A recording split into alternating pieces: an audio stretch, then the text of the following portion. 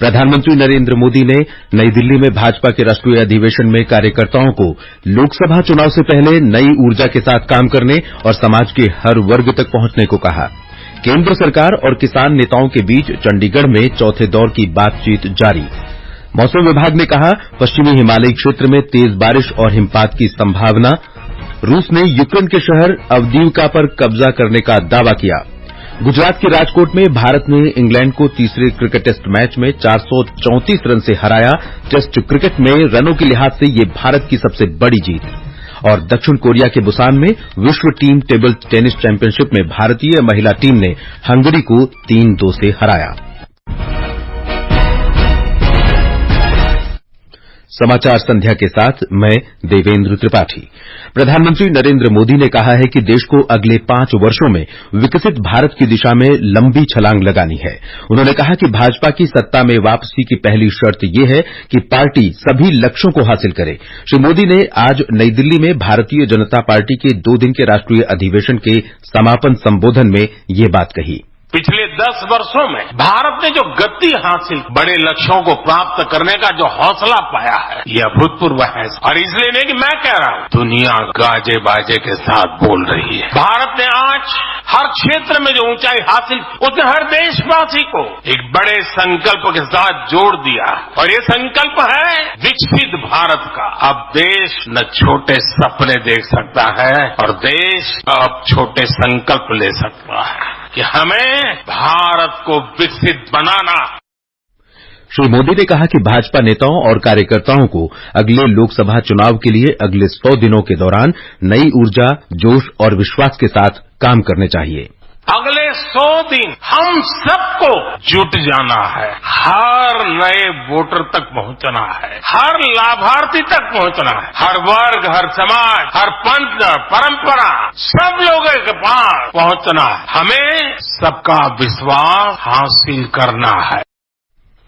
प्रधानमंत्री ने कहा कि एनडीए गठबंधन को 400 सीटों के आंकड़े तक पहुंचाने के लिए भाजपा को 370 सीटों का आंकड़ा पार करना होगा।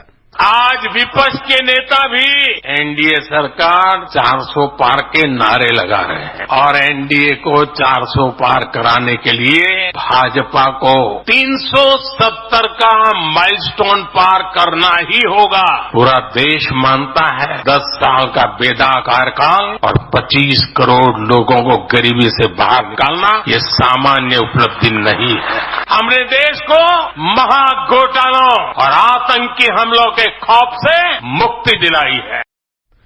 श्री मोदी ने कहा कि पिछले 10 वर्ष साहसिक निर्णयों और भविष्य की नीतियों के लिए समर्पित रहे हैं, क्योंकि सरकार ने दशकों के अधूरे कार्यों को पूरा करने का साहस दिखाया। इनमें राम मंदिर निर्माण, करतारपुर गलियारे का खुलना, धारा 370 का हटना और नई शिक्षा नीति लागू करना शामिल है। उन्होंने कहा कि पिछली सरकार देश को 11वीं सबसे बड़ी अर्थव्यवस्था से 10वीं सबसे बड़ी अर्थव्यवस्था में लाने में नाकामयाब रही, जबकि भाजपा की एनडीए सरकार ने देश को विश्व की 5वीं शीर्ष अर्थव्यवस्था बना दिया।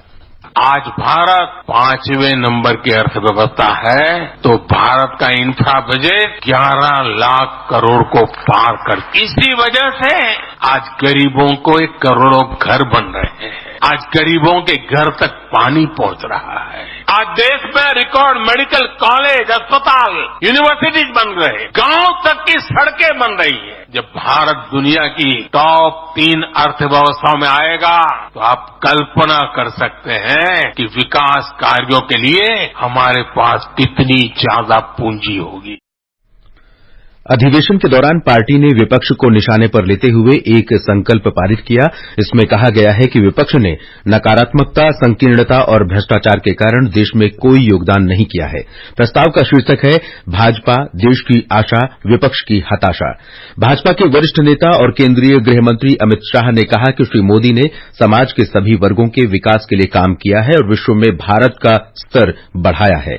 अधिवेशन में एक और संकल्प पारित हुआ, जिसमें अयोध्या में रामलला की प्राण प्रतिष्ठा के लिए प्रधानमंत्री मोदी की सराहना की गई। अधिवेशन में केंद्रीय मंत्रियों, भाजपा शासित राज्यों के मुख्यमंत्रियों, मंत्रियों, पार्टी के राष्ट्रीय और राज्य स्तर के पदाधिकारियों, सांसदों और विधायकों सहित करीब 11,500 प्रतिनिधियों ने भाग लिया।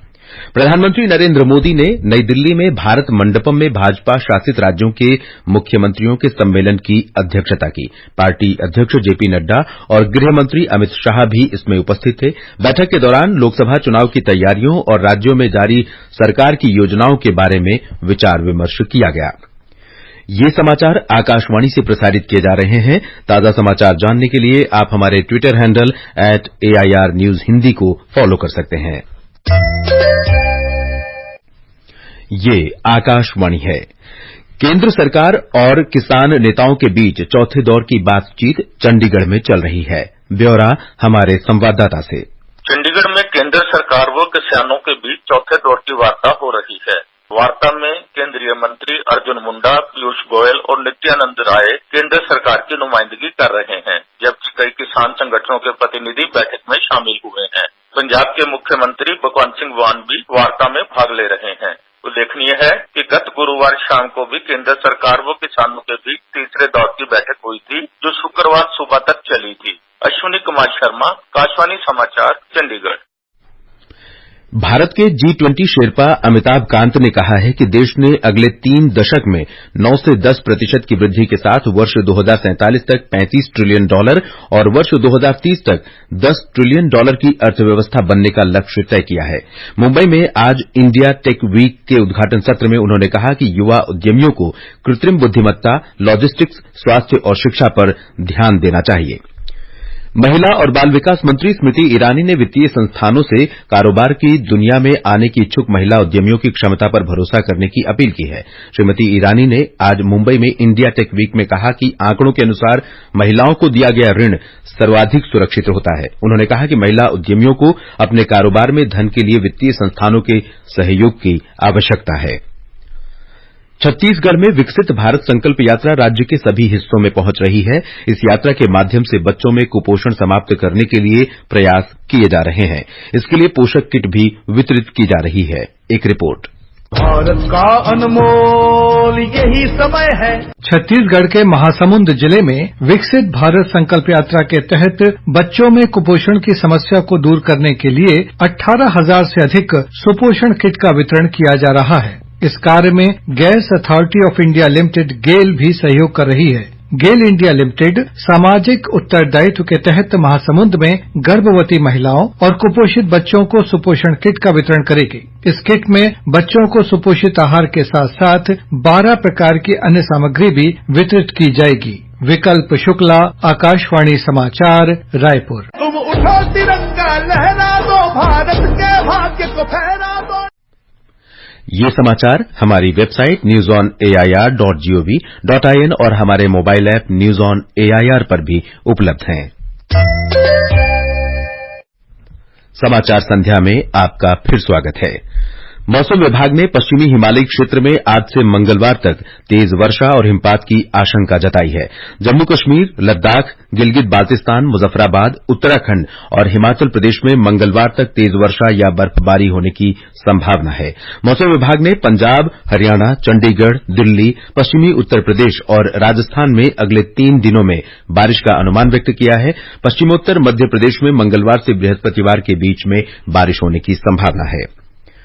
प्रधानमंत्री नरेंद्र मोदी कल उत्तर प्रदेश में पिछले वर्ष फरवरी में आयोजित वैश्विक निवेशक सम्मेलन के दौरान प्राप्त निवेश प्रस्तावों के चौथे ग्राउंड ब्रेकिंग समारोह में 10 लाख करोड़ रुपए से अधिक की 14,000 परियोजनाओं का शुभारंभ करेंगे। श्री मोदी इस दौरान संभल जिले में श्री कल्की धाम मंदिर की आधारशिला भी रखेंगे और एक जनसभा को संबोधित करेंगे। राष्ट्रपति द्रौपदी मुर्मू 5 दिन की अंडमान व निकोबार द्वीप समूह की यात्रा पर कल रवाना होंगी। वे कल शहीद स्तंभ पर माल्यार्पण करेंगी और सेल्यूलर जेल परिसर तथा संग्रहालय का दौरा करेंगी। राष्ट्रपति पोर्ट ब्लेयर में डॉ BR अम्बेडकर प्रौद्योगिकी संस्थान जाएंगी। रूस ने यूक्रेन के शहर अवदीवका पर कब्जा करने का दावा किया है। रूस ने कहा है कि उसने अवदीवका से यूक्रेन की सेना हटने के बाद उस पर पूर्ण नियंत्रण कर लिया है। राष्ट्रपति व्लादिमीर पुतिन ने इसे महत्वपूर्ण जीत बताया है।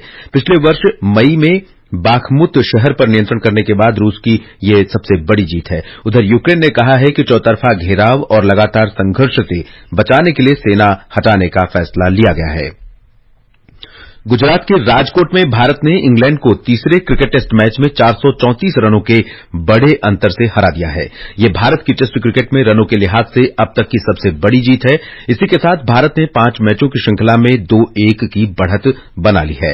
आज चौथे दिन 557 रन के लक्ष्य के जवाब में इंग्लैंड की टीम महज 122 रन पर सिमट गई। Player of the match Ravindra Jadeja ने सबसे अधिक 5 विकेट लिए। इससे पहले भारत ने दूसरी पारी 4 विकेट पर 430 रन बनाकर घोषित कर दी थी। यशस्वी जायसवाल ने 214 और सरफराज खान ने 68 रनों की अविजित पारी खेली। शुभमन गिल ने 91 रन बनाए। आर अश्विन ने पहली पारी में 500 टेस्ट विकेट की उपलब्धि हासिल की थी। चौथा टेस्ट मैच शुक्रवार से रांची में खेला जाएगा। दक्षिण कोरिया के बुसान में विश्व टीम टेबल टेनिस चैंपियनशिप में भारतीय महिला टीम ने हंगरी को 3-2 से हरा दिया है। इससे पहले भारतीय पुरुष टीम पोलैंड से 3-1 से हार गई थी। क्वार्टर फाइनल में पहुंचने वाली टीमें पेरिस ओलंपिक के लिए क्वालीफाई करेंगी। भारतीय महिला टीम ने पहली बार बैडमिंटन एशिया टीम चैंपियनशिप का खिताब जीत लिया है। आज फाइनल में भारत ने थाईलैंड को 3-2 से हराया। आकाशवाणी का समाचार सेवा प्रभाग अपने साप्ताहिक फोन इन कार्यक्रम पब्लिक स्पीक में कल रात 9:30 बजे एक राष्ट्र एक विद्यार्थी पहचान पत्र विषय पर चर्चा प्रसारित करेगा। उच्च शिक्षा विभाग के संयुक्त सचिव गोविंद जायसवाल और राष्ट्रीय शिक्षा प्रौद्योगिकी फोरम के अध्यक्ष अनिल सहस्त्रबुद्धे श्रोताओं के प्रश्नों के उत्तर देंगे। यह कार्यक्रम आकाशवाणी गोल्ड चैनल और अतिरिक्त मीटरों पर सुना जा सकता है। हरियाणा के फरीदाबाद में 37वां सूरजकुंड अंतर्राष्ट्रीय शिल्प मेला आज सफलतापूर्वक संपन्न हो गया। इस बार 10 लाख से ज्यादा पर्यटकों ने मेले का आनंद लिया। मेले में इस वर्ष 50 देशों ने हिस्सा लिया। इधर नई दिल्ली विश्व पुस्तक मेला भी आज प्रगति मैदान में संपन्न हो गया। मेले में 15 लाख से अधिक पुस्तक प्रेमियों ने शिरकत की। इस बार का विषय था बहुभाषी भारत, एक जीवंत परंपरा। मेले में सऊदी अरब ने अतिथि देश के रूप में भाग लिया। मेले में 1000 से अधिक प्रकाशकों ने 2000 से अधिक स्टॉल लगाए थे। 50 से अधिक देशों की नौसेना का युद्धाभ्यास मिलन कल से विशाखापत्तनम में शुरू हो रहा है। यह अभ्यास 27 फरवरी तक चलेगा। इसका विषय है सशक्त नौसेना, सुरक्षित नौवहन। और अंत में मुख्य समाचार एक बार फिर। प्रधानमंत्री नरेंद्र मोदी ने नई दिल्ली में भाजपा राष्ट्रीय अधिवेशन में कार्यकर्ताओं को लोकसभा चुनाव से पहले नई ऊर्जा के साथ काम करने और समाज के हर वर्ग तक पहुंचने को कहा। केंद्र सरकार और किसान नेताओं के बीच चंडीगढ़ में चौथे दौर की बातचीत जारी। मौसम विभाग ने कहा पश्चिमी हिमालयी क्षेत्र में तेज बारिश और हिमपात की संभावना। रूस ने यूक्रेन के शहर अवदीवका पर कब्जा करने का दावा किया। गुजरात की राजकोट में भारत ने इंग्लैंड को तीसरे क्रिकेट टेस्ट मैच में 434 रन से हराया। यह टेस्ट क्रिकेट में भारत की रनों के लिहाज से सबसे बड़ी जीत। और दक्षिण कोरिया के बुसान में विश्व टीम टेबल टेनिस चैंपियनशिप में भारतीय महिला टीम ने हंगरी को 3-2 से हराया। इसके साथ ही समाचार संध्या का ये अंक समाप्त हुआ। नमस्कार।